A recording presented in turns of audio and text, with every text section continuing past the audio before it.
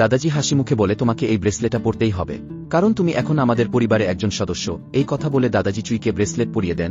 তারপর চুই দাদাজিকে ধন্যবাদ জানায় এবং প্রতিশ্রুতি দেয়, আপনি চিন্তা করবেন না, আমি এর যত্ন ভালোভাবে নেব।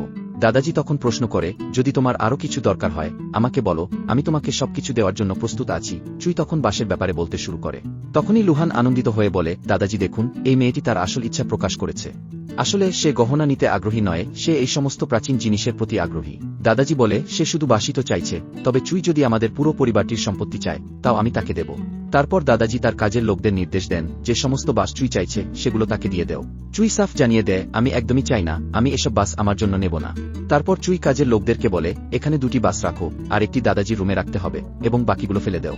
দাদাজি এটা শুনে অবাক হয়ে যান। তখন চুই দাদাজিকে বোঝাতে শুরু করে, আপনি অসুস্থ এবং এই সমস্ত বাস আপনার জন্য অশুভ, তাই এগুলো এখানে রাখা যাবে না।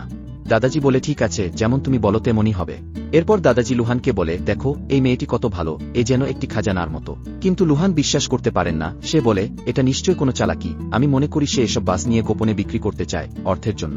এতটুকু শুনে দাদাজি চিৎকার করে বলেন, তুমি কি বলছো, এটা কি ধরনের কথা?